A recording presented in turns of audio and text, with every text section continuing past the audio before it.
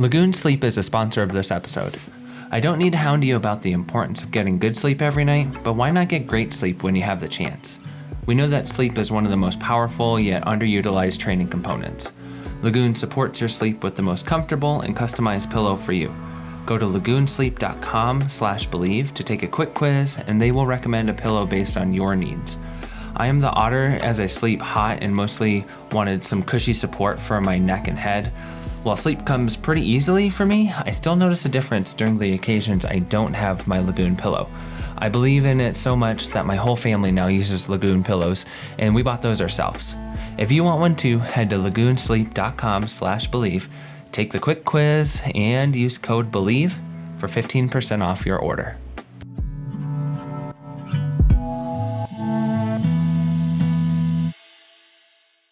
Hey, this is Taylor with Believe in the Run. I wanted to let you know that the podcasts are getting their own channel.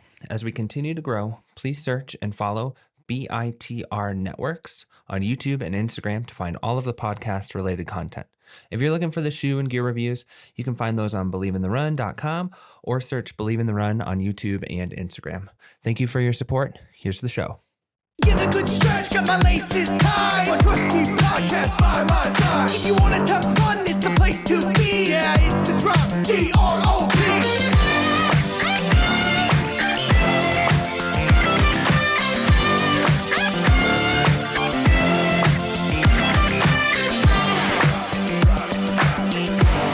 Believe in the run. Hey, this is Taylor with Believe in the Run.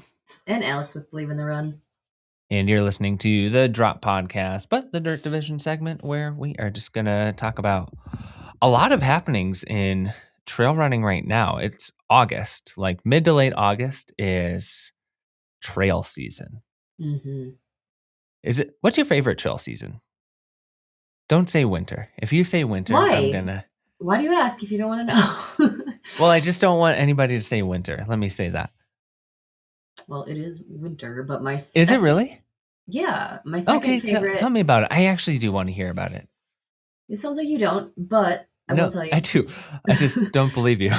But I believe you. I just knew that you would be one of the few that could like winter more than others. But I'm willing. First of all, it was necessary when we lived in Minnesota to embrace winter running. 6 months out of the year, and it was great because everyone went back inside. I'm not super antisocial, but it's really nice when it's quieter out. So and I do have to admit, there's like such snow on the ground, quiet gray skies. See? Like that is some of the most peaceful moments. I'm not coming around, but I have to admit, it is some of the most peaceful moments in the trees. That's the thing. It's so peaceful. And with winter running, so in Minnesota, you either have to run on the road. A lot of the trails get covered by multiple feet of snow, or it's super icy. And it's just like, there's some loops here and there that get packed out by snowshoers and some runners, but there's not a lot of trails that are accessible. So we started doing winter ultras like Tuscobia and Arrowhead because we wanted to be able to still run. So it was running on a snowmobile trail, which is not ideal a lot of the time. Yeah. It's like footing and everything else and snowmobiles, but we embraced it. And it was like the most peaceful, quiet time. Like you're out there for like 48 plus hours, 50 hours. And it's just like, it's quiet. You don't it's the most peaceful, like just you in the snow. And there's like animal tracks in the snow. I do like that part. Cold enough. Yep. That trail is like packed down like a super highway. It is great. We're gonna just cut you off right now because it is not even close to winter. You have everything you need in your sled that you're pulling. Alpine season. Yeah, you put that in your pack. And also winter running. Okay, fine. Winter running in Minnesota is unique. Yep. Winter running in Utah is amazing because it's like 30 to 40 degrees. It's sunny, so it feels like it's 40 to 50 degrees some days. And so you're looking forward to this. You're looking forward to winter. Nice. Okay. And it's beautiful because where we are, like the trails are dirt. You can access dirt a lot of the winter. And there's snow up high and there's snow in the back. So the Wasatch. And all of us Minnesotans or former Minnesotans Like I just run hot. Like my body is just warm Yes. all the time. And Me so too. I'm hot now. temperature wise, winter running is the best. I do have to admit. So why are you telling me not to? I just Sounds like you I like it. I Plenty. guess I can come around to it and I'd still rather run than anything else in winter. Like it's just what I want to do. But I'm kind of one of those. I think if you were just like to catch me and ask me about my favorite running season, I'd probably say either spring or fall because Yeah. temperatures, I love the smells of those seasons. Mhm. And like it's a full sensory experience and you're like got the excitement of being on trails or the trails are kind of like changing. Yeah. Um, but I'm also like the kind of person like whatever season I'm in right now, that's probably my favorite, even Yeah, you're a when pretty winter content comes around. person all around, aren't you? Pretty content. Yeah. I'm very simple. Like if I can run, I'm probably enjoying it. Let's be honest. Yeah, I don't like summer, especially out here. But even in It's Minnesota, it's hot. like humid. It's like horse flies and Buggy. mosquitoes and ticks, Yeah. and it sucks. And shoulder seasons are wonderful because of the change and everything, but also like fall is wonderful because you've survived 90 to 100 degrees all Mhm. summer and you think you're like getting worse at running. And then it's like a 40-degree morning and you're like, I'm more fit than I've ever been in my life. Yeah, yeah. It's like the Well, best I had feeling. that yesterday. It was like 38 degrees in the morning. And it was just like, like I Yeah. just Like it it's felt here. I'm so good. fit. I feel good. Um yeah, I wasn't going to ask you this question. And I know we're not going to spend all the time on it, but have there been like we're talking about next seasons right now, but summer is very much alive and it's going to continue. Like it always continues further than I think it should. Like Yeah. September is still summer. Yeah. End of Let's be September is honest. still hot. Yep. What are some pieces of gear, like maybe one or two pieces of gear that you've really depended on this summer? Because for me, it's been at least out west here, it's been the hottest summer. And like, what are just like a couple of pieces of gear you've really liked? Ice bandanas, and I'm writing a little thing on all the ice bandanas that I've You tried, but do, I'm a huge fan which of is a lot. those. Belts, I feel like the Mm, Dara belt, my mm-hmm. Raid belt, I feel like Yeah, I've been using that a ton this summer, more than I ever have relied on or used a belt. because you're Um, usually a pack gal. yeah, I You're a was pack gal. before Yeah, belts before got really belts. good. Yeah, Mm, and I kind of echo both of those. Of like, there's one I'm always a belt person. Like I do love the Raid. I do really enjoy. I still would prefer, I think, both of my Raid belts over the Dara belt. I think they could make a couple little tweaks to make it very, very good. yeah, Um, so I do prefer those, but I've actually been grabbing this like pretty cheap. I have it on the floor over here. Hold on. Pretty cheap black diamond belt, and it actually carries a lot more than I anticipated because it looks a lot like the that original Ultimate Direction belt. yeah. The But this is utility just belt. yeah, exactly. So this is Yep. just the distance black diamond distance belt, and it's so like you can see. Can you see me through it? Yeah. Maybe. Yeah, No, it's I like can't see you. oh, okay. Come on, I just just tell have to me you see. can see me. Yeah, Well, I can see you if I do this. But it's really thin is and it that see breathable. through? Yeah. Well, You're lying. according Okay. to my view, at least. But I've really liked this just because usually I take like my phone, the dog remote, maybe a bottle, Yep. um, keys, and I don't need a lot. And this has actually been it's like $60. Don't quote me on that exactly, but it's Yeah. somewhere around there.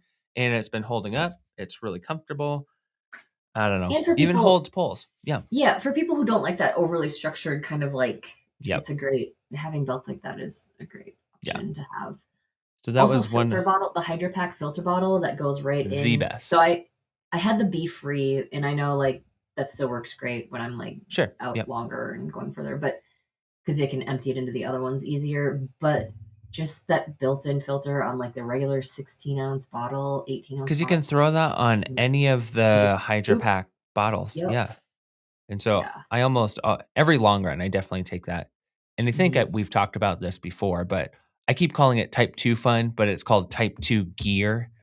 We always talk about type 2 fun, but they have a Oh yeah. 750 milliliter bottle. So it's like one and a half of the traditional Hydro Pack bottles. And Are they they the have ones? It's a smiley logo. yep, it's a smiley Okay. logo. And they have a filter, a really cheap one. You can get it for like 18 bucks, and then you can get it to like separate and on their screw cap. And so you can put that with any of their bottles, but having that in the 750 milliliter bottle with the Raid belt, Yeah. that's my combo this summer. Those big bottles are amazing. Yeah. Oh, also, have you tried the Hydro Pack? So they came out with the whole like funnel scoop Yeah. little Did you get one of pack. those? No, Okay, I'm very I just got curious. one to my door, actually. Oh, It's on cool. the floor over here. That's where I put my stuff, Let's apparently, see on your the floor. floor over here. Yeah, you don't want to right now because I I'm like how also this is packing for organized, but UTMB. let's see what's behind you. Yeah, if I move the camera just like to right here, one you'd see a really dirty dog, but also you'd Exposed. see all my jackets. Oh, like maybe we don't have time to talk all about it today, but all the raid gear that's coming out, Oh, love it. I know you've gotten a the bunch. raid, that anorak. Yeah, exactly. Yeah, and that I'm gonna put that in my UTMB MCC mandatory kit because it packs Yep, up so small. I'm bringing Which that to Colorado this weekend. absolutely. Which Raid has their first round of clothes was quality, but I think it was kind of like their first belt, just a little overbuilt. And because of my Yeah. big thighs, I didn't fit in the inner layer was a little tight on my legs.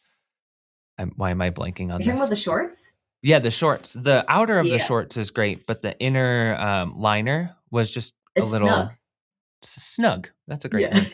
Snug. Also, when I tried to get, so I ordered a pair like, I don't know, right when they first came out, and I couldn't even get them up over my hips.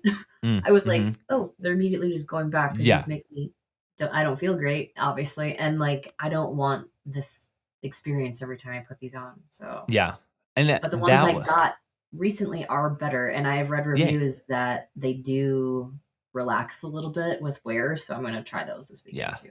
and even they say, like, even when you get the belt, like, put it around your knees a little bit and stretch it out, like, even if you hear the little ripping and tearing of the fibers, like, Yeah. stretch it out a little bit, and I'm guessing that's the same with I've kind of thought of that as the same with the shorts too. I've kind of really stretched them out a little Yeah. bit, Put them and around your they knees, fit do a really good. lunge or a squat, and then just hear Exactly. those seams pop. Yeah. Just get them popping. It's fine. Yeah. And did you get their T-shirt too? Like, I have a couple of Yeah, the different T-shirts. trail tech shirt. Yep. Yeah, the Trail Tech shirt, and they have a Race Tech shirt, Yeah. and the new jacket, and all of it's made to be able to fit right into your belt. Mhm. And they have the whole new women's line, which is awesome. Yes. I know Renee is checking out, like, probably the T-shirt, and I know the belt for sure. And Did you she have get a the couple items. Yeah, did she get the bra that has, like, the I think storage? so. That looks Yep. cool. I'm excited to Yeah. see what she thinks of that. Yeah. So, I mean, I just love Raid in general. Like, Mhm. So do I. but I love the idea of smaller companies kind of making waves like that with just like Mhm. really quality, thoughtful gear that's might be similar to some of the other things we've seen, but enough different to set itself apart. And the quality is also what sets it apart. So I've been Yep. loving that. And that goes for like the Satisfy Heat Crush gears too. And we don't need to talk too much about that. But I wear that almost all the time. Even when it's not hot, I just really like the feel of that really lightweight shirt. Yeah. The But other thing I've been wearing a lot, obviously, I talk about this all the time, is just like the sun hoodie because it's so mhm. versatile. I love getting it wet, cooling off. I love the hood for when it's really hot. I like it when it transitions into like cooler temps and evening.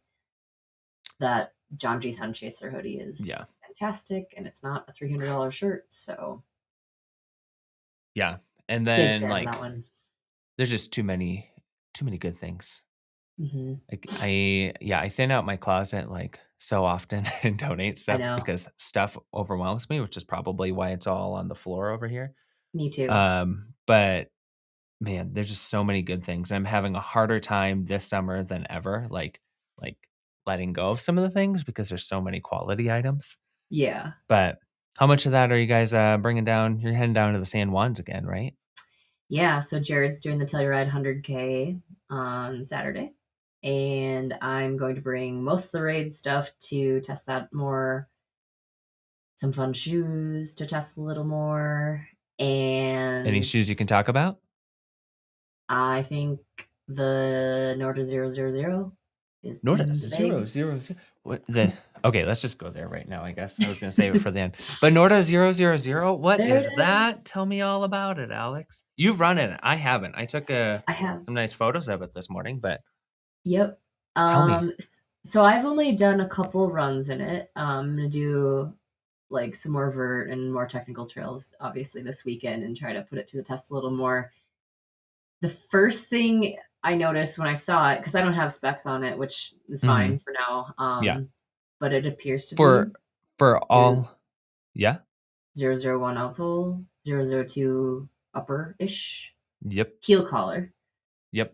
with Exactly. definitely that upper is a little toasty. I definitely Yeah. felt that on my run. It was like 95 degrees, but I think it's intended to be a little more, Steamy. Yes, it yeah, is. big mountain And days, maybe more and all that's the thing. weather. Like you've run in the other. How many other Nordas have you run in? The 055, obviously. 005 did not work for me. I Yep. wanted it to. Low too roomy The and light. 055. And Yep. then I tried the 001 when it first came out, and the Mm-hmm. heel was a no go for me. Yeah. So that's why I was really excited to see the updated But heel with that yeah, midsole and outsole. exactly. And Yeah. so like I think that's what a lot of people have asked for so Mhm. long. And I actually wish that they had this heel construct collar construction on the 055 as well with the integrated sock at the top. Like that would be awesome. But I Yeah. think a lot of people have asked for that for a long time, even when they came out with the 001A. I was Yep. hoping that they would just do a swap of the heel and everything would be fine. But I was one of those who like even to this day, I really like this Vibra midsole. I don't know. I would have to look at specs too. I know it's a higher stack than the 002, Yep. obviously, but I think it's slightly lower than the 001 or 001A, which is great for like proprioception. And this is meant for more technical terrain. And we Hmm. didn't mention, I'm showing the camera right now, but it's a Black Diamond collab. Yeah. And so they have like an ongoing partnership with this plus a bunch of other pieces of gear too. But I really like the Vibram midsole. I do too. Like, I know it's a lot more dense, but I can get along with dense, especially for more technical terrain. You and I live in the mountains, so it really Yeah. makes sense. But Also, yeah, the shoe, everything about it is like screams durability. yeah, Like you said, the midsole, outsole, but that upper is super solid too. yeah. This is like a lot of people, I shouldn't say a lot of people, but there were many people who posted about taking the original 001 and even the 001A like over 1,000 miles, and it still, Yeah. was holding up. And I would imagine that this one's going to probably equal that durability, Hmm. which is just so impressive. And so it's going to come out at $295. And sizing wise, usually for Norda, they recommend going up a half size, which is like my favorite fit. But for this one, they recommend going up a full size. Hmm. And so for you and I, we both got a full size larger than we normally Yep. do. And it fits really well. Yep. Like Mine I fits have, really well too. yeah. And so I'm really looking forward to putting some miles. Today I'm going to put miles in it and get up on some steeper stuff. I'm just really, Yeah. I just love a simple quality shoe. And this is like exactly that. I think it's going to be pretty weather resistant too, like against the Yep. elements on a wet day or Yep. sloppy trails. I think it's going to be really good. You're not And going to that's get, exactly, I it think doesn't have that mesh that you're going to get stuff coming through. yeah, it is not breathable, but it is waterproof. And so they also have a really nice liner on the inside. But, and it has that strong quality rubber smell to it. When you open up Norda boxes, you're like, oh, whoa, gosh. Yeah. But There's yeah, I'm fumes. excited about it. Here, I'll just, I have the whole collection here, so I'll just kind of show it in front of the Yeah. camera. Some of the things that they're going to come out with. And there's a Isn't couple your of different hat color part wise. of it? Oh, yeah. My hat is a black Yeah. diamond. Norda 6-panel, kind of like classic cap. I've been wearing it a lot lately. More casual wear. So they're kind of blending both of those. This is their Distance 15 pack, which was any of the Distance line from Black Diamond was really like initiated by Joe Grant, who's just kind of like at this point, he's kind of in that old school group of runners. He's an artist. He's a runner. He's like a lot of He's different moving things, fast or a and light. mountaineer. Yeah, exactly. And so he initiated a lot of this line. And he's also the one who initiated the conversations between Norda and Black Diamond to do a collab like this. So something like this really makes sense. So a 15-liter pack, co-branded. That's a Black Diamond thing. Is the main change on that one so is just the material on the back? So it looks like the same vest, same pocket arrangement on the Yeah. front. So they came out with their second versions of these, and you got that one, right? Did you get the Yep, I 15 have liter? that. Yeah. And so this one has the same materials. It's just going to be a co-branded Got it. colorway. Okay. Yep. And so, which you really like this one, right? You like the Yeah, Distance I use 15? that. Yep. Their updates initially, when all the Distance line came out, it was really quality. We liked all the packs kind of back when you were first reviewing, and now they came out with second iterations, which are basically the same, lighter materials, better fit, and so that one's awesome. I think I had the Distance 5, and that was I took that thing everywhere. Yeah, Jared loved that. And then this small little puffy layer. I can't remember the exact name of this one, but just a really light puffy jacket would be actually great. It packs up really small, and so to Is it throw a in full zip or a half? it's a full zip. Yep, Okay. full zip on that one. Nice. Yeah. And a lot of these items, like I think the pack and the jacket, the shoes that I showed, and their new Distance poles, the carbon poles.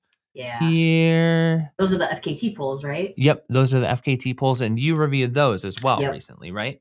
Yep. And so they also have the magnetic glove, kind of like Lecky.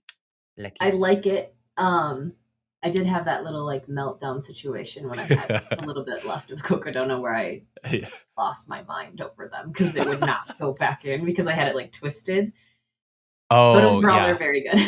If it wasn't that, it would have been something else. Just kidding. I completely lost my shit, and I took off my layers. I took off my jacket. I threw everything on the ground, and I just had a moment. So I do remember had a moment. Yeah, but I actually really like the light the pink colors. The accent color is cool. And so it's basically the same as they're trying to match it with the shoe. Yeah. And so all of this has that tint to it. And they have one other colorway coming too, but I can't remember exactly. But yeah, the poles, the jacket, the pack, the shoes, basically each piece itself is going to come in around. Yes, I'm almost done there. There's a duffel. And the duffel, which is right here. Which is it's Norda's duffel, right? With no, it's actually not Norda's duffel. It's Black Diamond has a 100-liter excursion duffel, kind of like you think of those big North Face or Patagonia bags. Yeah. So this is a custom 30-liter version of it, and so it's just a really nice duffel size, like for traveling or aid station, that kind of stuff. So it's just a really nice duffel size. But each of the items that we've talked about so far are basically coming in right around just under $300 a piece, I think. And so, I mean, you're going to pay for quality here for sure. They also have a nice t-shirt, casual t-shirt to go along with it. Feels, I'm going to be honest, it's just a cotton shirt, but it feels a lot like a Satisfy Moth Tech material. It's it's a really nice cotton t-shirts are one of those things that like I don't notice a difference until I feel a quality one, and this is one of those for sure. And then it's just smoother, it's not gonna pill. Yeah, exactly. And then I mean, this is what we're seeing online already, which is the carabiner at $11.95 carabiner, which come in handy. I use carabiners a lot.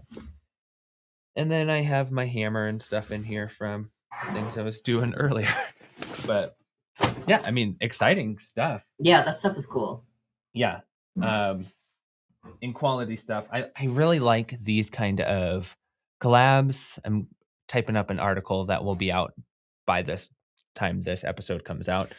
But I really like the idea of not just like collab culture is just like what's here and now. It's kind of like a cool mix of what you want right now, but it doesn't always have this timelessness to it. And I think both Black Diamond and Norda have this kind of like timeless classic sense to them, even though they're still very relevant. Yep. Like goes for the quality, their design elements, all of that. So it like makes sense for them to partner in this way, but they're also doing a long-term, like multi-year rollout of different gear that they're collabing on.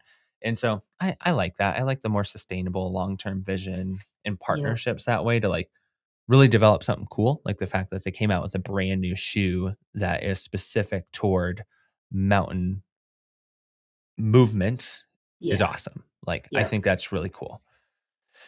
Yeah, I So think those two brands partnering up is really exciting. yeah, feels like it makes sense, doesn't it? Mhm. So it doesn't always have to make sense, but I like when they do.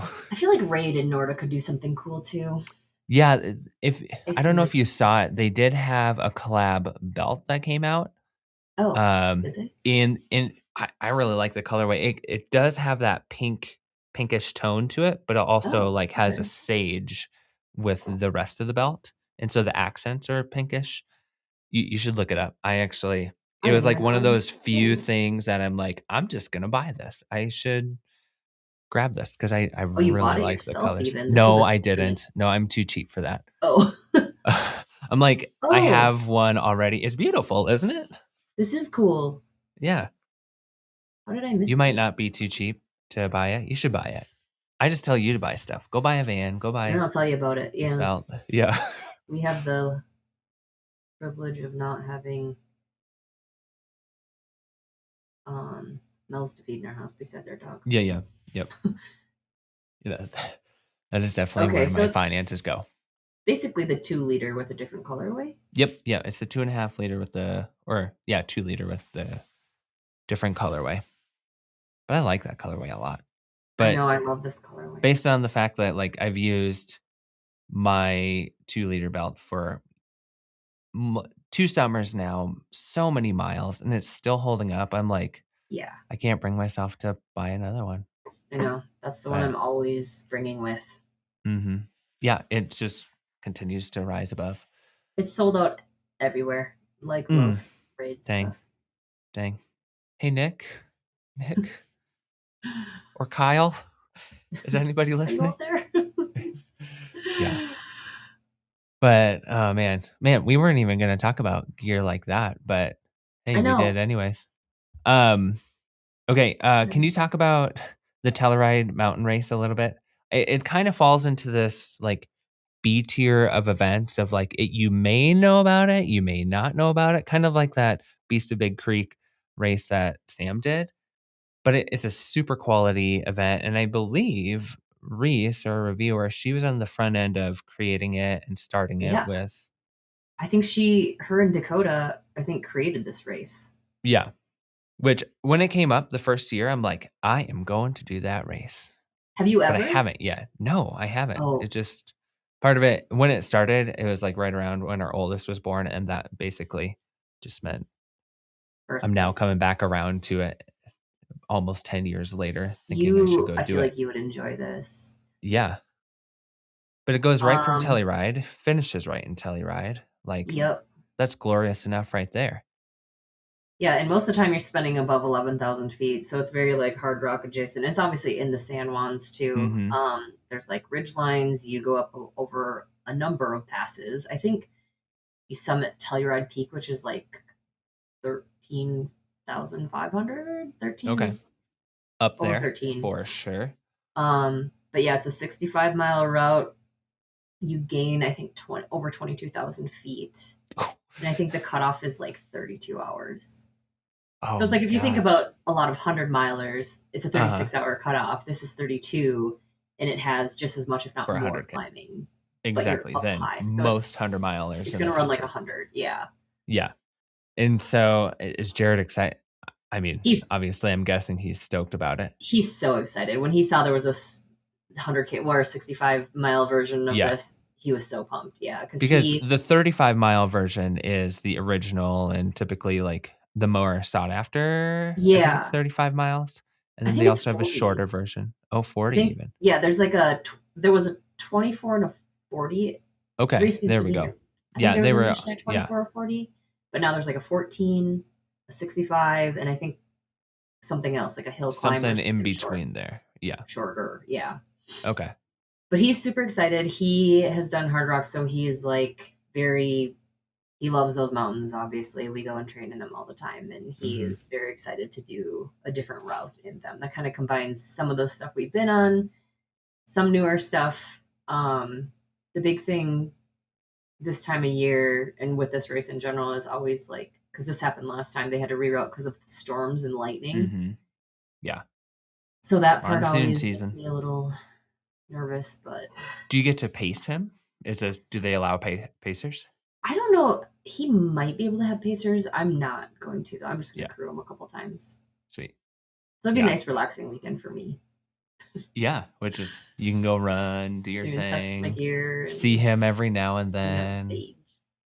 I really like that region that they have. Obviously, Hard Rock is huge. Uray is sadistic, but then they have like San Juan Solstice, which is like an amazing race. But they also have on the other side of the summer is the Telluride Mountain Runs, and They have then San Juan Softy that happened last year too. New 100-mile race. oh gosh, and the Kendall Mountain Run, which is a shorter, Yep. but just straight up to the top of a mountain down in Yeah. Silverton. But I mean, we talked about this before. Like, there's a lot of other options if you don't get into hard rock or don't want to do Yeah. hard rock, something like that. Go there. There's other events, Yep. lots of other trails. Check out the heat maps. Like we talked about heat maps last week Yeah. with Strava. But And like soft rock, when the course is all marked, like go out and do Mhm. a section of it or break it up in camp or go town to town. There's a lot of ways to experience it. yeah, is this a race you would do? Is it like on your list, or you'll Yes. just live vicariously through Jared? No, it definitely is. I think it's a good kind of practice run for hard rock and all the things you're going to encounter there and dealing with storms and dealing with being up high for a long time. So yeah, definitely. Okay. But usually this time of year, it's usually the timing thing that gets me because I'm either training for like a fall, like a September 100-mile race or recovering from something. So Mhm. it always kind of goes to the back burner for me. Yeah, and having a late summer, at least for me, like training for a late summer event is kind of hard because you just spend your whole summer just focusing on that. And I really Mhm. just want to do kind of whatever I want to do. I There's know. just so many adventures. And It's trying not to hard get injured. timing. Exactly. It's like, Exactly. okay, I got to go all summer and not get injured. That's all understood for sure. And like there's a bunch of, at least here in Colorado, it's kind of like the time where some of the bigger races also go off. Like we have Leadville, we have Run Rabbit Yes. Run early in September. Yeah, Run Rabbits. Telluride, there's a bunch of others as well, especially like Mhm. mid-August that kind of pop off for it. And then obviously the big one overseas, UTMB. Yeah, that small thing. Which you're headed to Yeah. this weekend? When do you Yeah. leave? So Carl and Thomas and I are gonna head out like as we're recording, like 2 days from now. So I'm heading out on Okay. Friday. We all land Saturday morning. So we have a couple of days before the real events start. We're gonna do MCC. What day is that? That one's Monday, which I'm really thankful for. And it started as it's like a Right, fairly like this competitive coming race now. Monday, the Yeah. 24th? Yeah. Oh, that's quick. Yeah, exactly. So we're gonna land, have a couple days, thankfully, just to hopefully get adjusted, do our race. But I'm really glad it's actually early in the week Yeah. because same way as what we were just saying, like I just wanna like last year I was injured for it. The year before I was also injured for it. So I never really got to explore. And so like enough to like whet my appetite. But I just want to run the whole week. Like I just want to go Mhm. everywhere, do everything. Well, And so you also don't have to worry about getting sick because there's like 500,000 people there. exactly. Yeah. So exactly. I never think about it. I just don't get sick very often. I'm like, if there's an airport involved, if there's like a Yeah. crowd or like someone with children, even, I'm like, right away, I'm like, oh, You're walking through with like a like blanket. I'm going to close everything down and I'm going to hold my breath. Yeah, But I'm a little extreme that way. yeah. Do you think you get like placebo?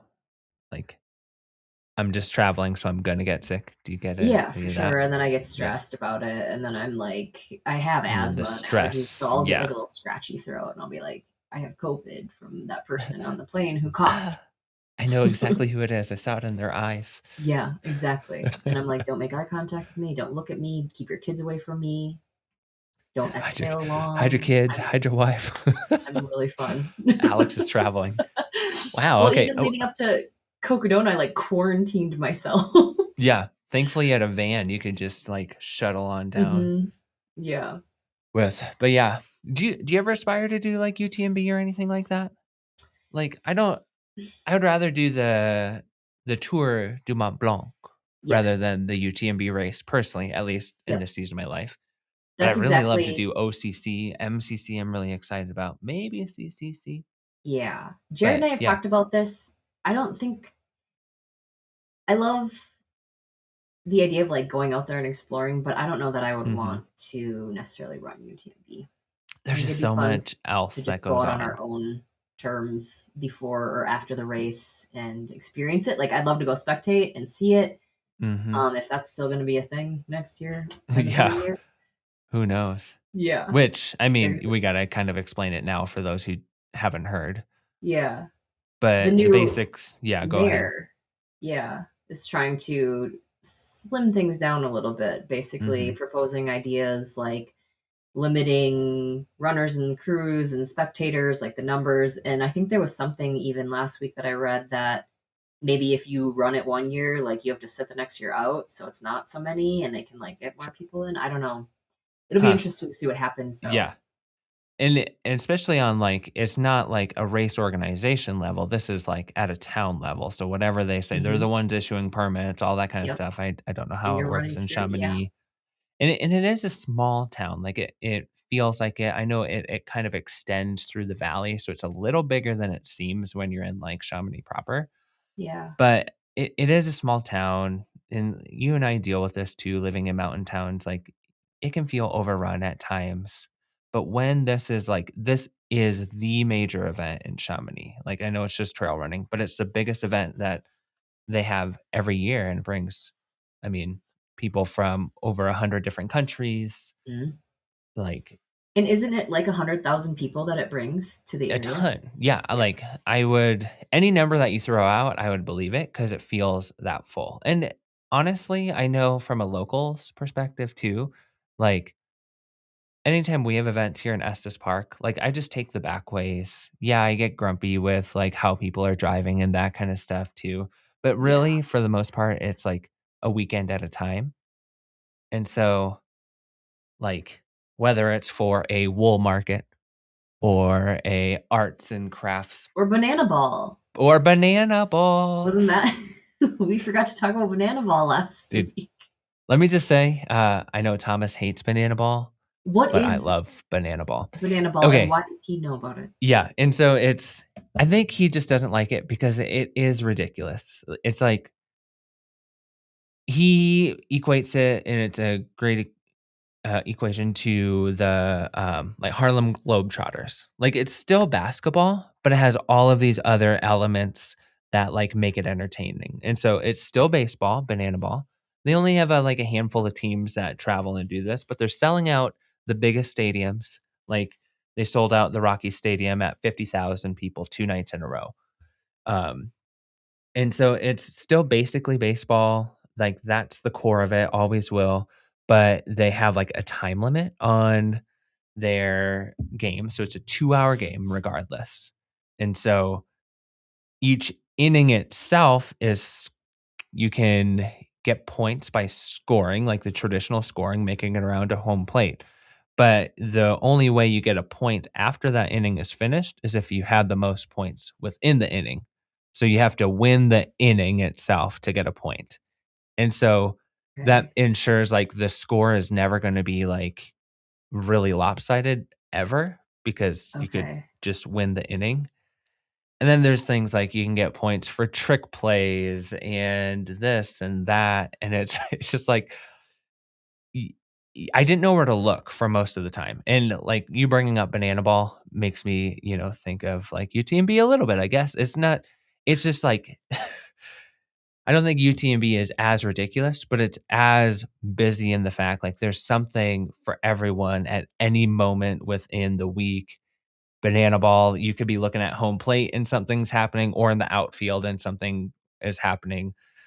They have their own band, and like Kristen Bell showed up, Elsa. And like they always try to Really? work in like they had a former Colorado Rockies Hall of Famer came out as like an honorary player. They had Kristen Bell came out, and all these different things throughout the whole time of 2 hours. So it's like as much an entertaining production as it is like a sporting thing.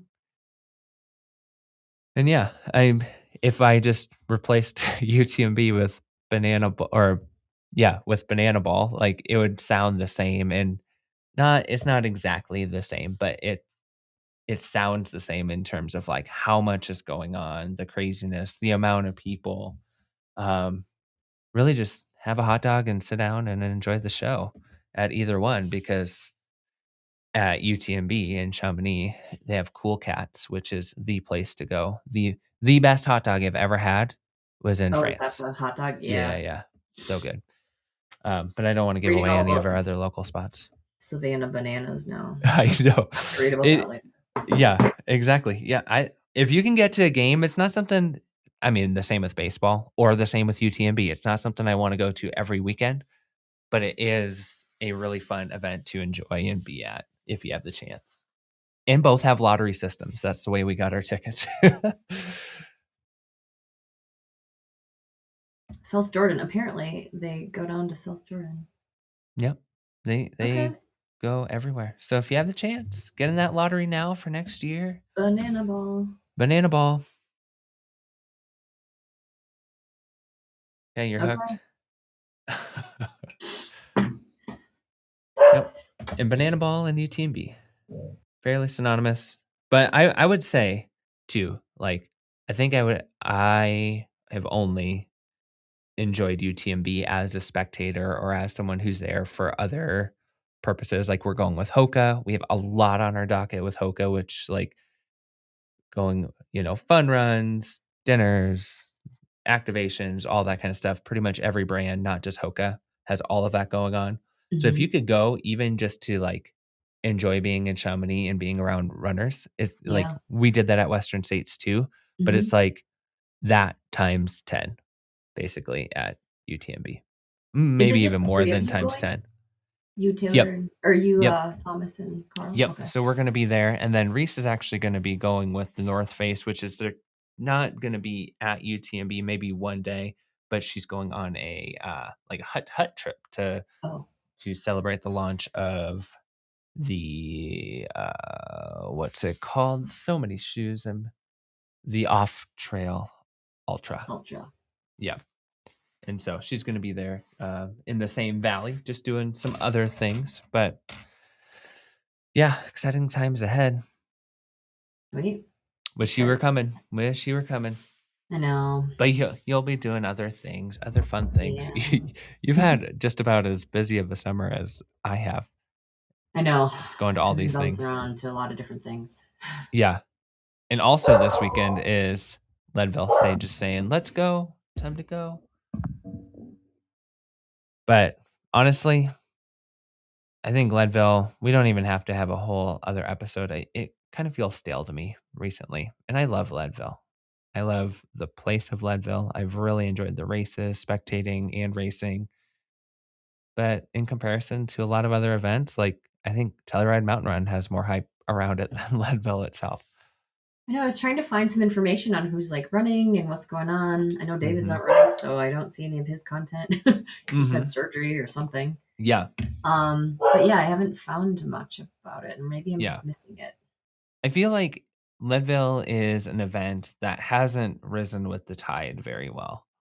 Like they're holding on to something maybe, and that's continuing to.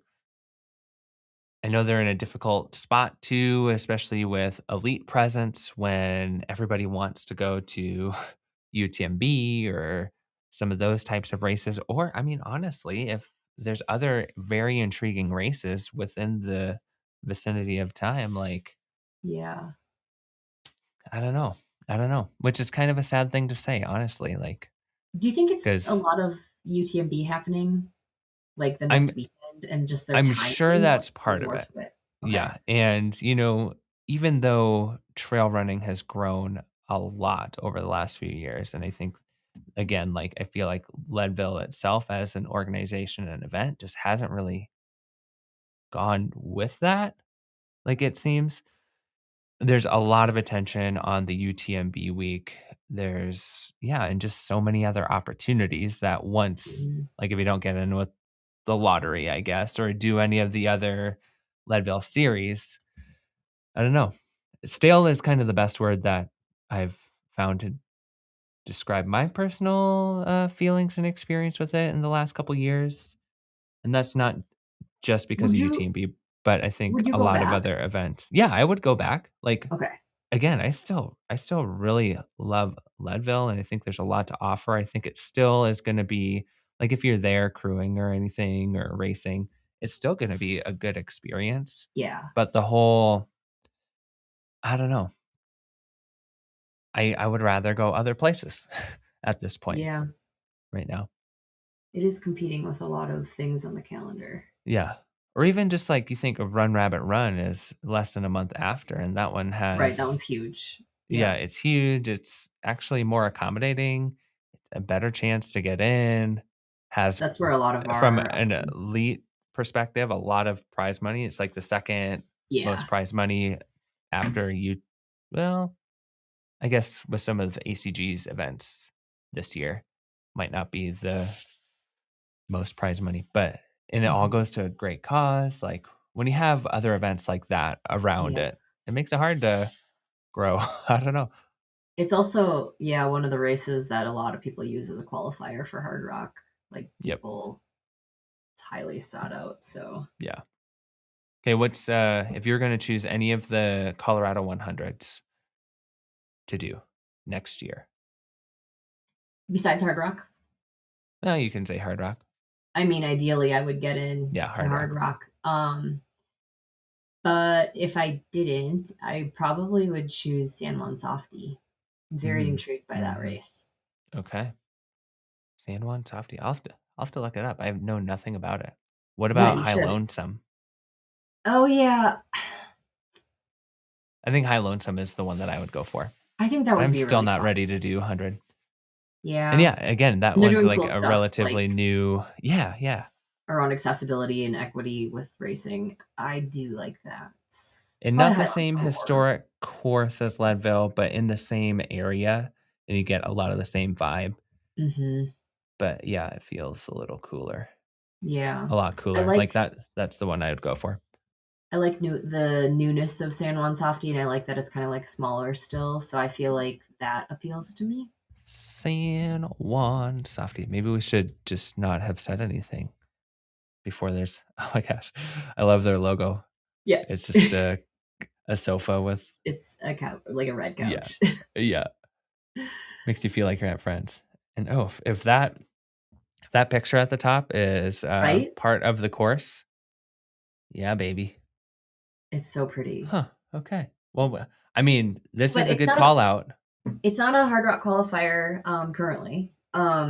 So I Seems would need silly. to I need to do a qualifier next year because mine's Yeah. gonna expire, so I Okay. also have to think Get it about in. that. Which is kind of I wild. Like we're not even finished with what we would consider the trail running season, and I we're know. already having to think about Yeah. next seasons because lotteries and all that and registration is going to be opening up here pretty soon for those other events. So I'm thinking about signing up for the don't be drift sleeping, too, and I folks. think that opens in, like, October. You're opening my eyes to a lot of these.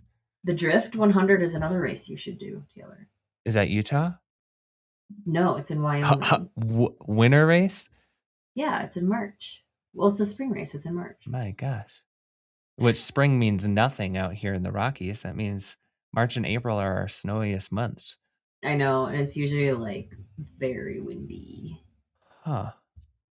Okay.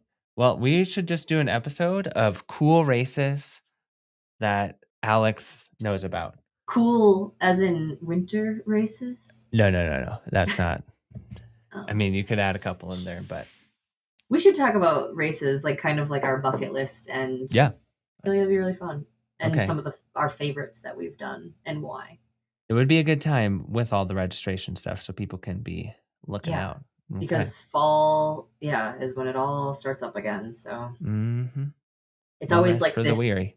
like Jenga. Jenga, is that cool to say? Yeah. Probably not. Sure. But like, yeah. where it's like I like Jenga. you put your name in the lottery, and then it's like, well, if that lottery doesn't happen, then the timing of this one is actually, what if you get into both? Yeah. And you just like out money, which sucks. And some people you just can't do because it's like hundreds of dollars to register for these races. And then you look for the few that don't have any lottery and try to get on that super quick if you don't get into any other lottery. And it's just like this Yeah. stressful time. Stress. And that My eats mom into is your just like, training "Get because this, stress then is this." stress. And oh gosh. Okay. Well, let's do that real soon, actually. Okay. So look forward to that episode, folks.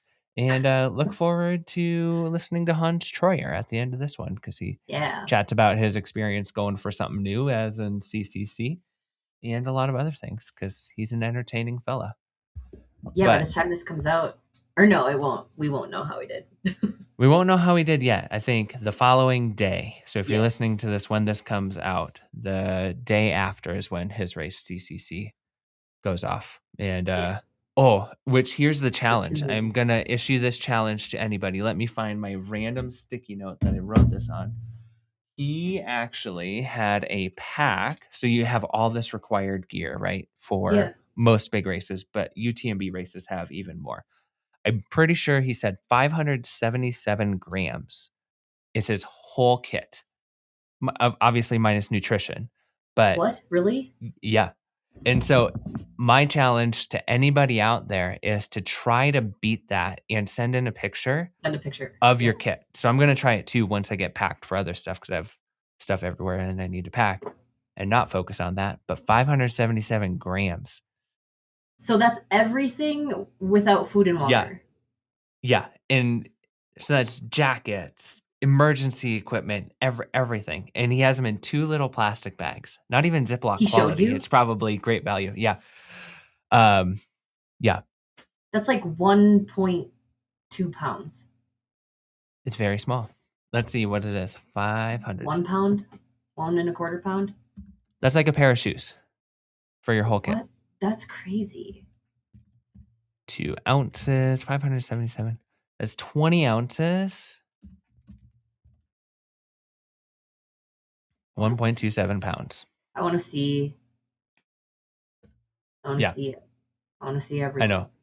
I want to see. I love stuff. Yeah, like this will be the next thing. How small can you make your kit? And I love with a challenge. I jackets, don't care what it is. I know. Yeah. Well, with that raid jacket, that's where I was going to start because I'm like, I have some great waterproof jackets, but none of them can pack up as small as that raid jacket. It's tiny. Yeah. Mhm. And so The trail Okay. shirt too packs down into its own little. It has that little ice pocket in the back, Yeah, but it packs uh-huh. into itself, and I'm like, is that what that pocket is? Yeah, it's for. You can put I ice. think it's for ice. I mean, why wouldn't it be? I really apologize if it's not. No, it has. I think it's just for packing it up, but that's genius. Alex. Yeah, I think it's because the Satisfy one has that piece shell river shirt has like 2 pockets that kind of resemble that, and that's why I thought it was for ice. Oh, I don't think so. I think it's just the pocket, but that's perfect. Well, I'm gonna use Okay. it. I can You see just it need- falling out. Sorry, Yeah, Ray. we can only put a few in there, but okay. I'm gonna make you go because you guys are gonna get on this trip. I love road trips. I excited really to want to see be how right. Jared that this does. is in my pocket though. Oh yeah, you got to get that This out matters there. to me.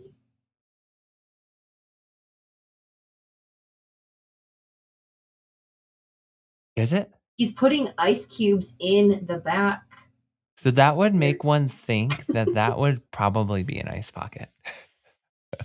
I'm guessing it's for ice. I'm And also for I'm packing it guilty. away. So this is one thing I'm guilty of for reviewing is that I choose not to look at any spec sheets unless it's like a new thing that's really exciting. Uh, then I don't look at all the specs, but I won't look at it until I'm ready to write the review or like one of my last runs. And so I've only done one run in that t-shirt and it was beautifully light and Yeah, felt so but good. don't you want And to know the functions of the shirt you're wearing? Because now you well, don't that's even, you didn't even why know you could put ice back there. I know. So that I was going to wait to look at all the specs until I was starting to write the review. And then Sorry if to something ruin like that that for would you. pop out, gosh, gonna have to put another run in. Now you gotta go put Okay. ice in it, even though it's like 30 degrees where you live. It's like 60 degrees out there right Not now. annoying at all. Beautiful pre-fall day. Even the color of the sky is a little bit different. Like fall is coming, but I'm not ready for I am ready for it, but I'm not. We have a fire burning just south of town, so the color of our Oh, sky it is like it smells is like campfire and it's very just cloudy. okay. You guys got to get out. Get out, go down to We're the going. San Juans, enjoy. We'll report back. Okay. All Excited to right. talk again whenever we do get the chance to talk. We'll Yes. see Ghost sometime. travel. Okay. Okay. Have a great All right. time. Bye. Bye. Hey, this is Taylor with Believe in the Run, and today I get the privilege to sit down with the kid, Hans Troyer. And if you're not familiar with him, we'll let him give you the details on who he is, or maybe who he sees who he is. I know a lot of you will know him from being just a crusher on the trails, but a lot of the audience may have never heard of him either. But he is an up-and-coming athlete. I shouldn't even say up-and-coming. He's an athlete who's here. He's also the future. There's a lot that's been said about him and different ways we could introduce him. But at any rate, Hans Troyer, welcome to the drop. Awesome. Thank you so much for having me. I really appreciate it. Yeah. And some of that might feel, I don't know. You're one of the most talked about athletes on the trail side right now. And I wonder how that might make you feel and how you might introduce yourself differently or the same to someone if like they haven't met you before. Like, what am I missing here? What would you say if you were just meeting someone new If I who's was a runner? meeting Let's say someone- a runner. I would probably I'd say like, hey, I'm Hans. And then if we talk about running, I'd ask them what race they're training for. And Okay, then yeah. we talk running. And then eventually that gets down to like, oh, like what 100 milers have you done? And then I'll be like, I ran Western States. And they're like, wait, Western States? That's awesome. How did it go? And I'd be like, I placed eighth. And they're like, eighth? That's crazy. And then it's like, then we kind of talk about it. Yeah, exactly. That's Go from typically there. how it goes. Yeah. Well, I mean, you have recently made the move to Boulder, and it's just such a unique place and space, especially for endurance sport. How has that transition been? Because I'm sure like where you were at, can you remind me where you were living? Noonan, Georgia. Okay, exactly. And who's ever heard of that besides if you've watched your channel? Probably not many people, but you recently, as in like the last 6 months, did you move to Boulder? Trying to remember in some March. timeline.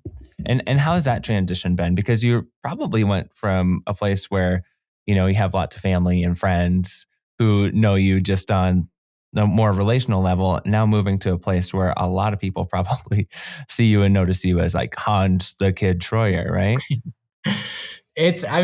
So I would actually almost argue the opposite, where it's like in Georgia, I was like the one of very few people that were doing these insane races, or at least trying to compete at a high level. And so it was like, I was that kid that ran down the street twice a day, every day for 2 years, and I was the Yeah. only one doing it. So I think people kind of knew who I was from that standpoint, or at least knew that I was crazy. And For then, sure. then I went to Boulder, which, by the way, has been incredible. Like the trails are insane.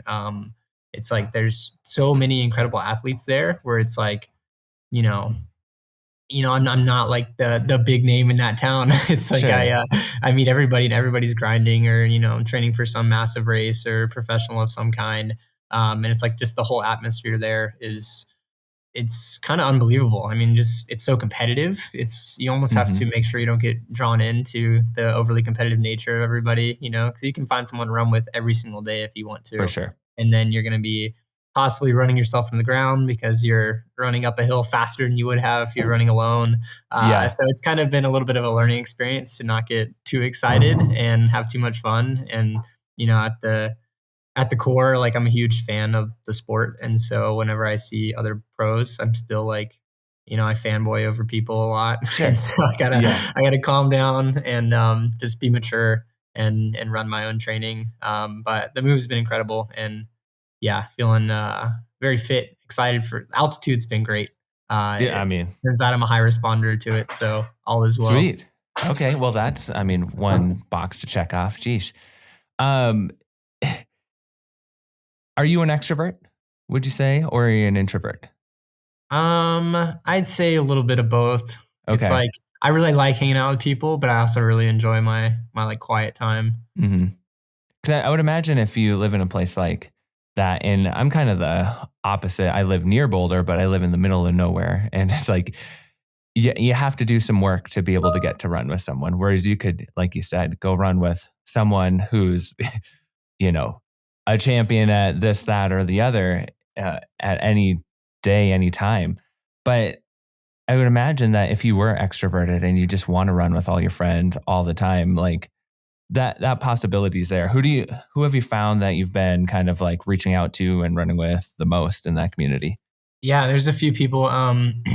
Well, first of all, Justin Grunwald, he was one of my teammates for Ultra last year. Yeah. And so like we were good buddies from that. And so luckily he actually let me stay at his house for the first like 5 weeks we were there while we were looking for a place.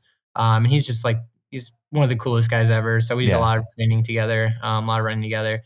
And then, there's I don't know what they call themselves. They're like the small boys, I think is what they say, but it's Justin and Chris Myers and John Ray. So I've been running with those guys a little bit.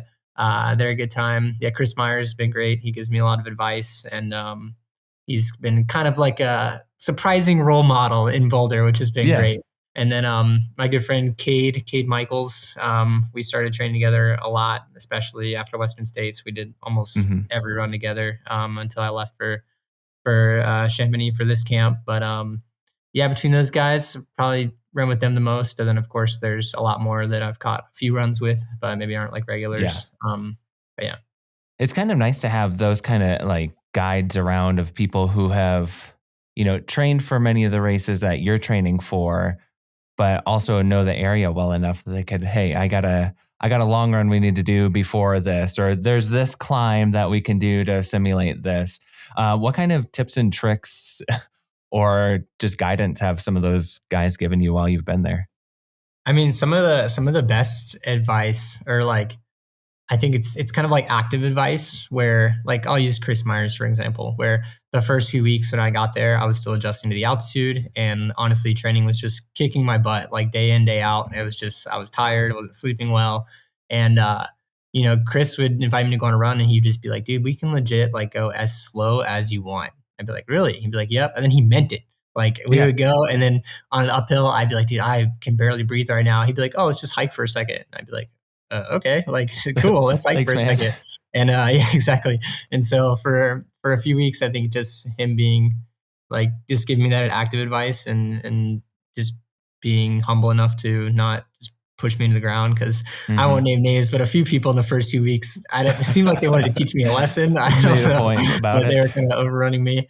And then also just like the excitement of going to Boulder. Like I said, I mean, it's one of the best trail running spots in the world. And then you're surrounded by greatness everywhere you look. There's just phenomenal athletes. And so I think it's easy to get excited and, maybe competitive. And I think Justin, he has a good way of kind of just being goofy and like bringing you down to earth and making you feel human, which has been awesome. So yeah, I really appreciate those guys and they kind of made the move like a easier transition for sure. Is a place like that for you personally? Like I've had some experiences where like it can be motivating, but it also can be unmotivating too, to be around just such a saturated environment. And do you find yourself kind of on one side or the other? Like you might have had a great day out there on, the high lonesome loop. And then you look at FKT or times that have been run on that before. Do you look into that kind of stuff? Is it, again, motivating, unmotivating for you to be in that kind of environment constantly? I would say, I mean, it can be motivating and unmotivating. Like, I will say, like in Georgia, I definitely didn't have the training grounds that make for, Mm, like Western States champions. It's like sure. no one's training the flatlands of Georgia, and so I remember like waking up day in, day out every single day, and just being like, I have to be perfect today. I have to do Hmm. exactly what I need to do. I have to hit my splits and just do everything 100% right all the time because I'm already at a disadvantage compared to all the people that are Sure. training at these major cities. And now that I'm training in one of the major cities, it's like I don't necessarily have that same like absolute grind mindset that maybe I For had in sure. Georgia. Um, but I think it actually now it's like a different motivation where luckily, I still do all the little things like that didn't that never left me. Like I still, I don't miss runs. That's what I say. I like to do all my runs. I don't miss runs. It's not something I Yeah. do. But now it's kind of bizarre where you train with, world class athletes and it just feels so normal after a while. Hmm. And you don't even quite realize like some of the things you do or at Yeah. what fitness level you're at. And so it's kind of humanized the sport in a weird way for me where, I used to just listen to the podcast and watch YouTube videos and look up race results. And these people were just like larger than life people that were, you know, legends of the sport. And then now I'm friends with a lot of them. And it's like, oh, you guys are people just like me. And Hmm. we're all just trying to make it and giving it our best. And so it's been like this kind of interesting mindset shift where like I'm super motivated, but also I guess I feel a bit more human in like a weird way, which is Sure. kind of cool. Yeah. Well, I feel So like yeah, trail it's been athletes have a good way of, like you said with Justin, of like bringing things down to earth. Like, yeah, it might be your career and how you're making money and your biggest passion, but it's also just running at the end of the it's day, fun. right? Yeah, I Yeah. like to run. Yeah. I mean, that's why we're all here. Let's be honest. Yeah. Speaking of, you mentioned from the top of like how you would introduce yourself of like, getting eighth at Western States, but that you've had a lot of results in races and efforts that have amounted, that I would say like eighth place at Western States, as amazing as that is, it doesn't quite amount to your potential. Is that how you feel about some of those results, especially like if we're looking back at this previous Western States? Yeah, I mean, definitely. I would say I'm a very ambitious guy. I have big dreams in the sport, and there's a Yeah. lot I want to accomplish. And so I think this year at Western States was a good example of that, where I think that on my best days I can compete with the best in the world, and Hmm. I'm also quite the showman. I like to put on a show and be Hmm. aggressive and go out fast. And so I think 10 years from now, like my some of the accomplishments or failures that I have right now will be pretty insignificant to what I hope to accomplish. But yeah, I'm pretty ambitious. I really want to win the big ones. I want to win Yeah. Western States really bad. So I Well, I really think tried this there's year. you're such a likable character, and again, just being a fan from the sport of like, I don't know you personally, but it's so easy to root for you on so many levels. And I was going to kind of position this question a little bit later, but like with Western States, and we don't have to spend a lot of time just talking about Western States, are you being a however many weeks removed or, almost a couple months removed from that experience, have there been some nuggets that you've been able to pull or been able to talk about with coaches, or you have a lot of athletes just on your Hoka team that have had experiences both similar to that and like quite different? Like what has come out of that as you're preparing for something like CCC? Oh yeah, I mean, obviously I've gone through every scenario that could have happened in my head, or at least tried to. Is that And I helpful haven't for seen. you? Like, I know that's just Kind kind of of. the athlete's mindset, but I think it's helpful if I was able to keep it just what I was thinking. But the problem is, mhm. you let the internet into your Oh brain, and the gosh. internet's Yeah. a dangerous place. So that was a bit of uh, a tough experience post races, just all that. But when it comes to the race itself, it's I'm in a really weird spot with Western States because I feel like I actually ran like a really controlled effort, which sounds Mhm. crazy, but like, Yeah. it was fast and controlled. Yeah.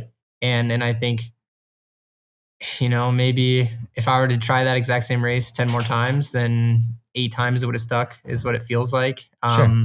Obviously there's a few things where it's like, okay, that like I definitely could have done better. I mean, reality is if I was having gut issues as early as I should have tried to figure that out earlier. But Yeah. I was too competitive and having too much fun. And so I just kept running really hard, but I should have probably taken a second at like 50K to try to figure out, how I could fix that. Sure. And now like my top theory is I think it's something that I had eaten the day before that was not something I normally would eat. And so it just kind of threw my stomach a curveball. And then, then I'm sure just like the nervousness and excitement of the race just kind of tore me up. But for sure. Yeah, I feel like the race itself, I mean, I actually, I like to take notes after races, just everything I think I did well, everything I think I did bad. And like, it was pretty crazy to see like my pros and cons list of how much I think I did good. And I think I did a lot of things really good. Yeah. And then I did a few things not great. And so, going into years to come, I mean, obviously I need to qualify because I'm not qualified anymore, but, I think I'm going to be doing a lot of the same things. I mean, maybe a little more controlled and calculated. But yeah, I think a lot of the same things. It was pretty incredible experience, even though it didn't go the way I wanted it to. Yeah. I was part of like the big entourage following you through Forest Hill. And as you came in, just kind of videoing you and just observing, like, obviously the energy was there. But as you got, one block from entering that trail again, I was kind of following you, and I just said like, go Hans or something like that, or like rooting for you. I can't remember what I said, but you looked over at me and I saw the same eyeballs that your coaches, they just look the same amount of like energy has been put in, but also like there was nothing you could do at that point. Was that going like already in your mind at that point during the race? Yeah. So like you knew you were cooked, or I didn't fully know I was cooked. I knew that there was a solid potential of it.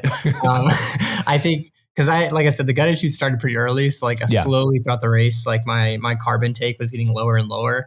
And I think I first started to feel a little bit of like that, like I don't have enough carbs in me fatigue as I was kind of entering Forest Hill, like right as like Francesco caught me. But I actually left Forest Hill with a lot of hope, because I got to my crew and I had told my crew at Michigan Bluff that I was like kind of nauseous. And so at Forest Hill, they like gave me something for nausea. And I was like, this is going to change everything. I was like, the second my stomach is good, like I'm good. I feel amazing. I was like, my quads. Did everything else feel in check? Yeah. Yeah. See, that's the most frustrating thing. I mean, like in 2025 at Western States, after the canyons, like my quads were destroyed. I mean, like I couldn't run downhill to save my life. And then I remember getting to Michigan Bluff this year, and like I was just like smiling because I was like, oh my gosh, like I know my quads are alive. Like that was my biggest issue last year, and my quads are there. Like I was just so excited. And so in my head, it was just like, I have one problem to solve, and if I solve that issue, like this is my day. Like I'm about to run, one of the best Western States of all time. And so when I got that nausea medicine, I was leaving Forest Hill, hype up the crowd. And I like set a little timer in my head. I was like, 10 minutes from now, I'm going to be cruising. I'm going to be drinking all my carbs. This is going to be great. Like me and Francesco are about to have the craziest battle of all time. It was so exciting. And then, I think probably around that 10-minute mark after the medication, I was like, any second now, like I could use some carbs. So I was like, I really need some carbs.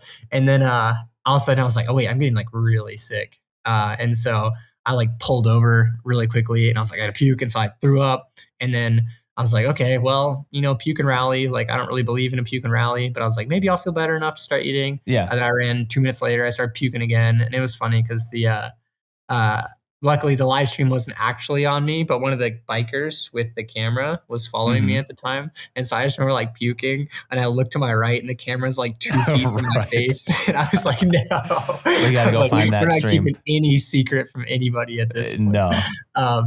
But yeah, then the puking started. I don't know if I like puked out the medicine or what happened. Yeah. But long story short, the second the puke started, I couldn't stop them. And then since I was already kind of carb depleted, I gave it my best effort to race with no energy. And so since my quads were still alive, like me and Francesco we battled for the next, I don't know, 10 miles maybe, where we'd go downhill and I had the quads run downhill. So I'd run downhill a little faster than him. And the second we hit uphill and you need like actual energy to run uphill, I couldn't do it. And he would pass me. And then ultimately, I just had one of the biggest bonks I've ever had in my life where I could barely stand up. I was so dizzy. But yeah, I think through Forest Hill, like I still thought like it was my day. I thought I was going to have a good one. And I think everybody was hoping too. Like it was such a fun race to experience as a fan. And as you look back on like that experience, and obviously you had, the experience at Black Canyon that's very well documented of like, I always just think of like having been a coach, also an athlete, of like experience pays for so much. And obviously like you have a coach that can help you like kind of expedite some of that experience. But when you have such kind of dramatic experiences like that, like where does your mind go now that you're entering another race? Like you have this in your bank now of like, what that feels like, the result, probably know some things that you could change to sway that result one way or the other. So how are you feeling now, like going into CCC, which is a very different race from Black Canyon, from Western States, brand new to you? You said you're in Europe for the first time. Like, is ignorance bliss for you? Or are you going to or will you be able to, in your mind, bank on a lot of the things you've already experienced? I think a little bit of both. I think I'm also, even though Western States was a DNF, I do still think I have a lot of momentum coming into this race. I still consider Western States semi-successful. Like I think I was very fit. It'd be a shame if you came out of that without anything to like grow you as a athlete, as a human. Like that would be a wasted experience otherwise. Okay, good. I'm glad you're feeling that way. But so I still think I have some momentum going in. However, I'm kind of in this unique spot now where I do think because of Western States, like maybe some people are like writing me off, whether they are or not. I feel like the underdog again, which is kind of a cool spot to be in. Fun place to be. Because I feel like a lot of my career thus far has been the underdog. And so it's exciting, but it's also like I know that this type of racing is completely different. Which is why I'm super grateful I got to get out here, a month before the race and actually like see the whole course and experience the climbs and the weather and see what this is all like. Because it is very different. And so I'm going into it with, of course, the same aggressive, I want to win mindset, but with a little bit, maybe some more caution to like just how, like more respect for the course, respect for the European athletes that maybe I don't know a lot about because I've heard they're all really freaking good at this. So, if you live in any of those like French or Swiss valleys, like there's a reason why you can climb and descend crazily. Everybody's just so fit. Yeah. And everybody uses poles and I've never used poles before. So I don't plan on starting in 2 weeks, but maybe eventually. That was one of my questions I was going to ask. Yeah.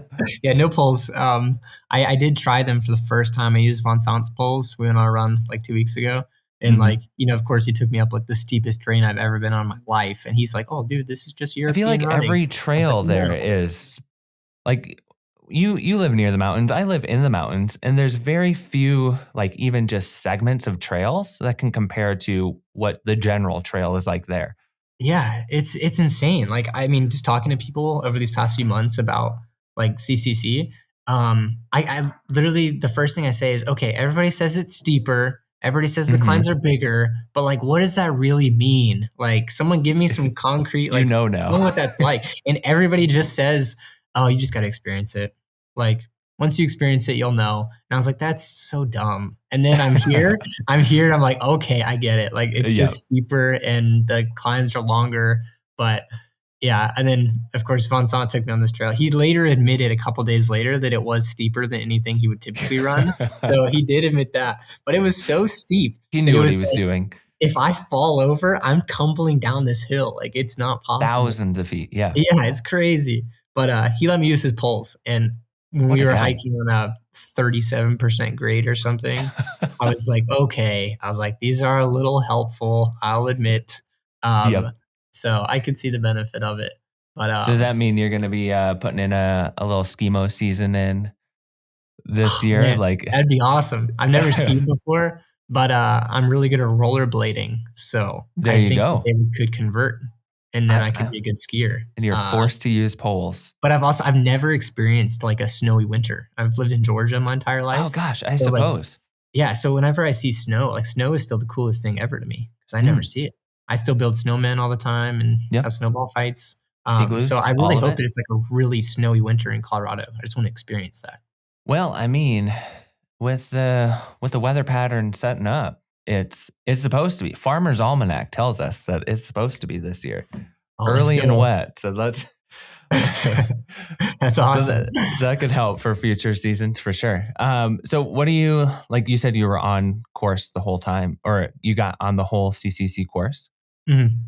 and like, part of me is like, ignorance is bliss, but you're also like at the front of the field, hoping to perform. Obviously, knowing the course is going to help you, but like when you're out there, like, what are you going to be excited for? What's going to be like? What are you looking forward to now that you've seen the whole course?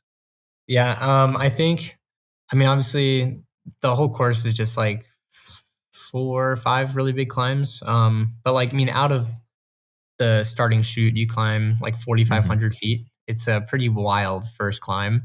Uh, and I think I'm excited for that, first of all, because I mean, I don't want to give too much race strategy away, Sure. but No. Yeah. Don't go following there. following that Yeah. hill, there's there's still like so much runnable stuff on CCC, which is like And would really cool. you I was just go ahead. would you classify? How would you classify technicality? Like, I know a lot of people will say like UTMB is like smooth, but you can't call all that smooth. Like, there's some smooth dirt, I suppose. But when you add Mhm. in the climbs and the descents, and yeah, there's still rocks and roots, especially on some of those trails leading into valleys. Like, what would you classify that technicality as? I feel like the from Courmayeur to Valorsine is, I would actually say, all so runnable. I Great. mean, it's Okay. like there's a few maybe like short trail sections where it is kind of rocky and rooty. Hmm. But like I was very surprised. I feel like everybody says that it's more technical, but then I'll Hmm. admit Valorsine to the finish is very technical. It's there. there's Yeah. some, there's some like up and downs late in the race where I was like, oh my gosh, I don't think I could break 10 minute in a mile for this section. Like it's just so Well, technical.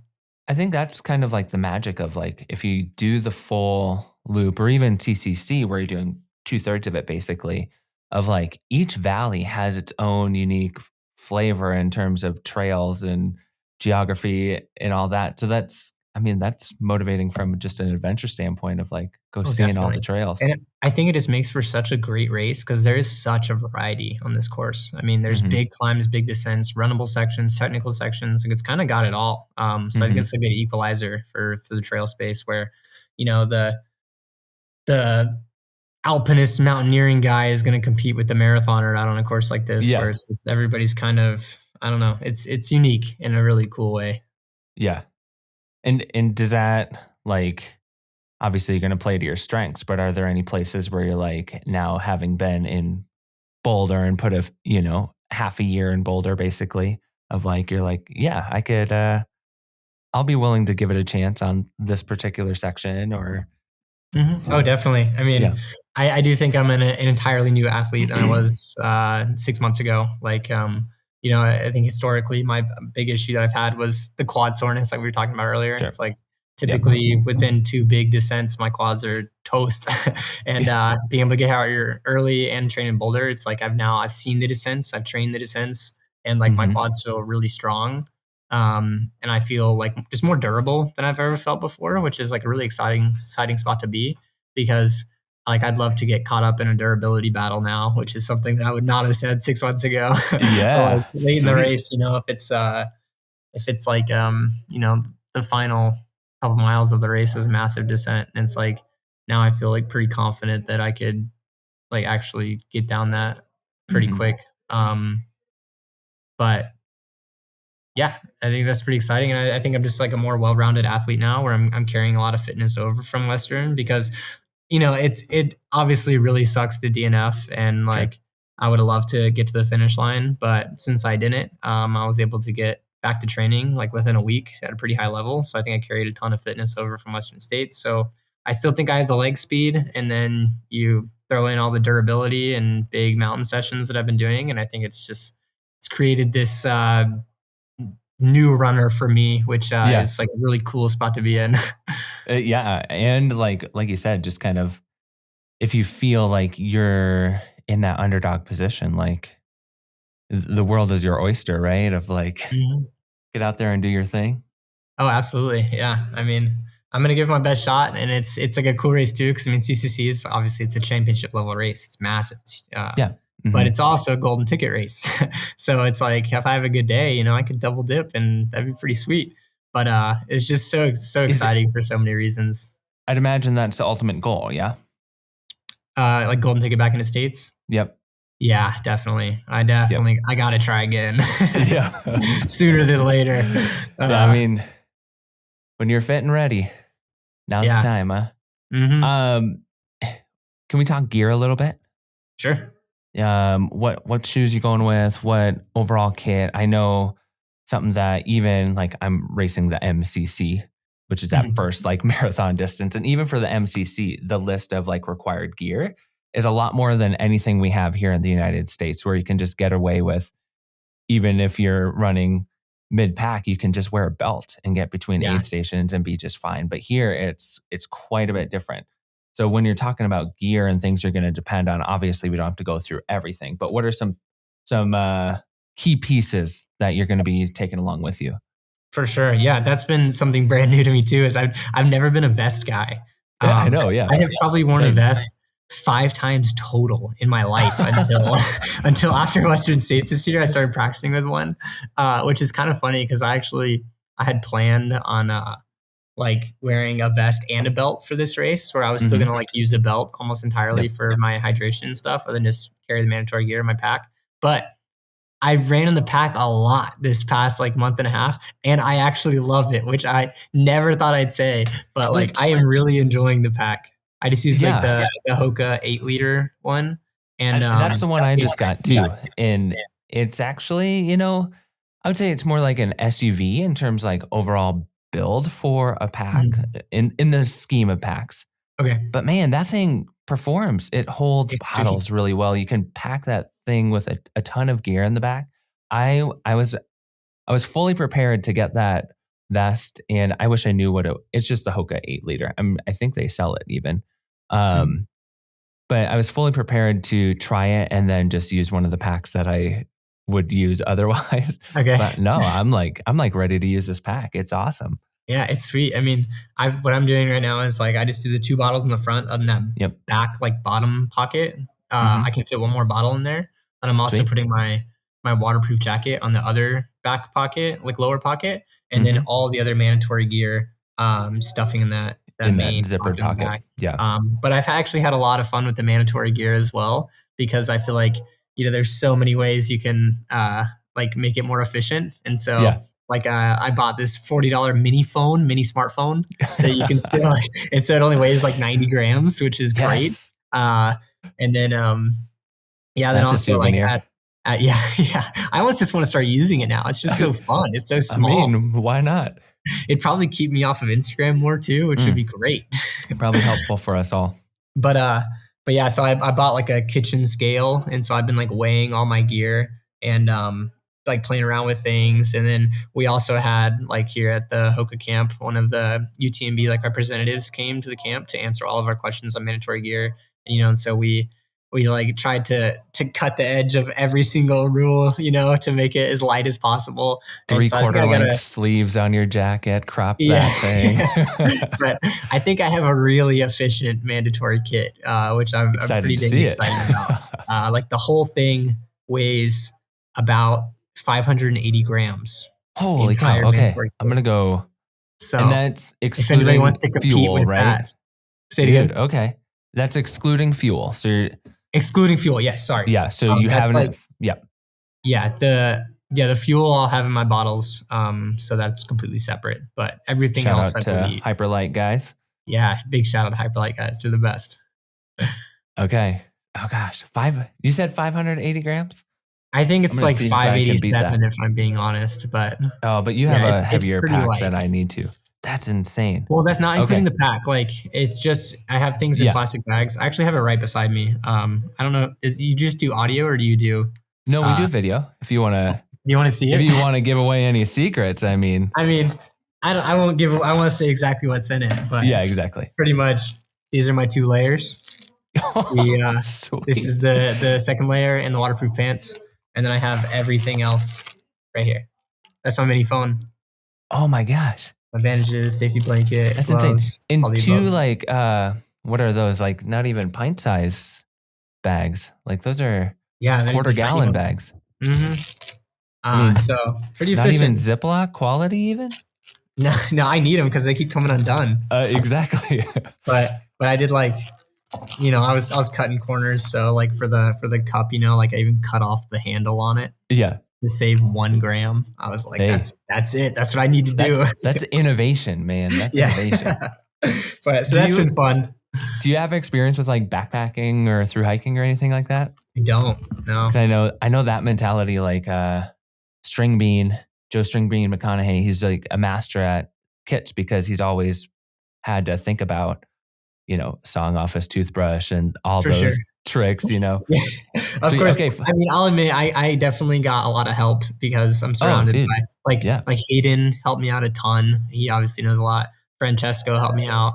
I even took some notes from Jim when he was talking about his kit and things like that. So Watching all old I interviews. took notes from the best of the best. So I mean, I won't take all that's the the credit beauty for of this. having a team. Definitely.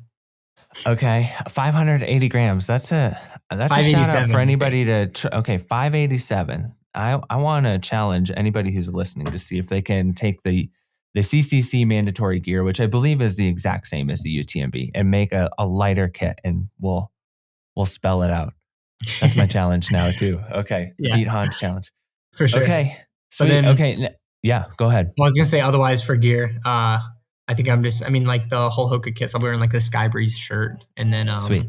So, Which I have to admit, Hoka's clothing is underrated. I know we're going to UTMB with Hoka and but we're at liberty to say whatever we want about any of the gear for a review. I think it's underrated. I wish they would kind of push some of their shorts are amazing. The Sky Breeze shirt is awesome. Even socks, down to socks, Yeah. very solid, underrated Agreed. clothing for sure. Agreed. Okay. The Sky Breeze shirt makes me feel so European for some reason. It's tight. I don't know. It's just cool. Is that the one with the quarter zip too? Yeah, it's got the little zip. Yes, So when I get hot, okay. I can just unzip it down a little bit. And Euro when I get cold, I Hans. can just pull it back up. Yeah.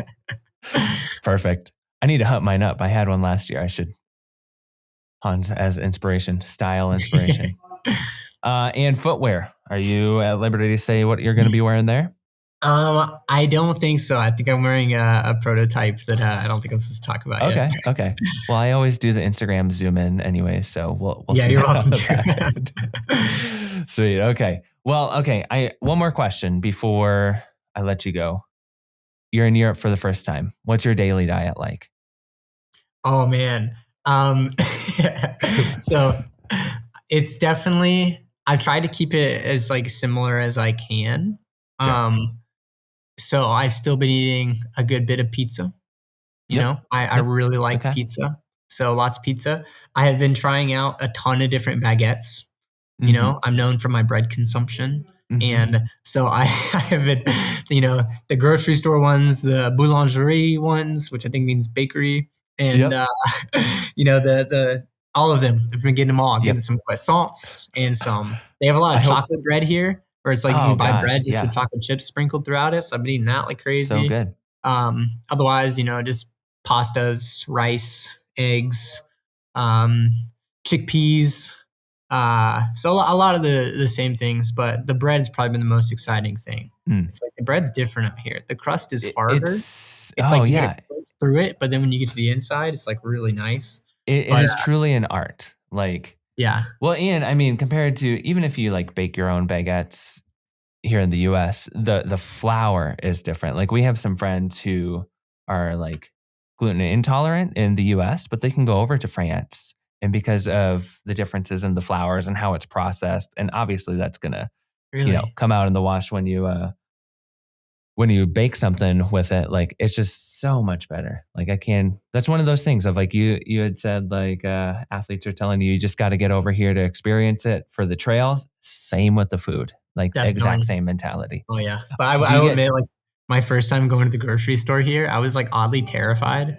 It's like I've never been to a different country, and so I was just trying to like look at the pictures on like the boxes. I was like, what is this stuff? I don't know.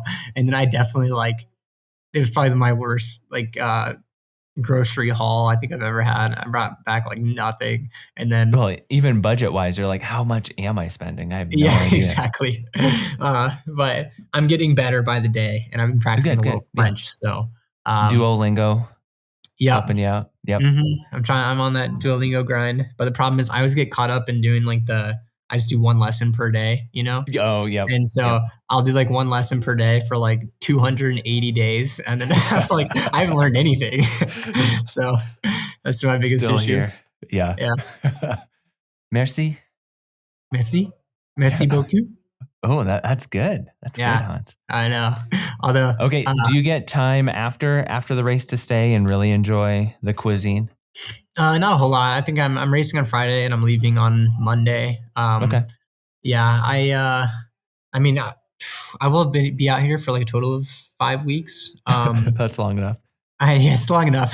But then also I'm going back. One of my friends' bachelor party is like the next weekend after, so I'm gonna head back to Georgia, which I'm excited about because I haven't been in Georgia since like March, and so I'm gonna hang out with them. Going home?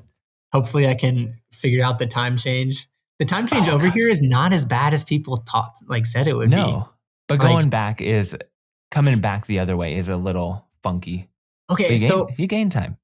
I just feel like it should be easier.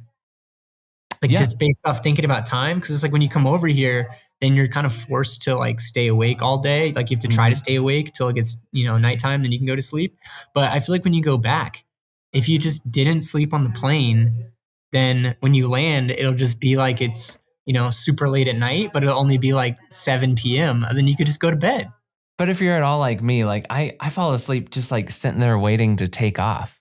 I don't have that skill. I wish I had that skill, but I don't have it.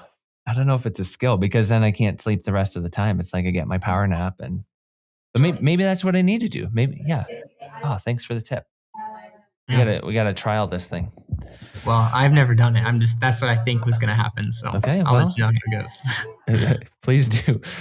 Okay. Well, I'm gonna let you go. There's a lot more questions I could ask you. Maybe we can follow up sometime when we're both in the front range. But at any rate, dude, so excited for you. Excited to follow along as a fan of the sport. And man, just have a great time out there. I'm excited to join you guys and just get the Euro trip underway. For sure. Yeah. Best of luck at MCC. That's awesome. Thanks. It's really like best of luck the rest of the week with all the media stuff we got to do, but best of luck to the competition. Am I right? Oh, there we go. There we go. Okay. Well, thanks again, Hans. Appreciate your time and man, rooting for you as always. Thank you so much. Thanks again for having me. Got my laces tied. My trusty podcast by my side. If you want to talk fun, it's the place to be. Yeah, it's the drop. D-R-O-P.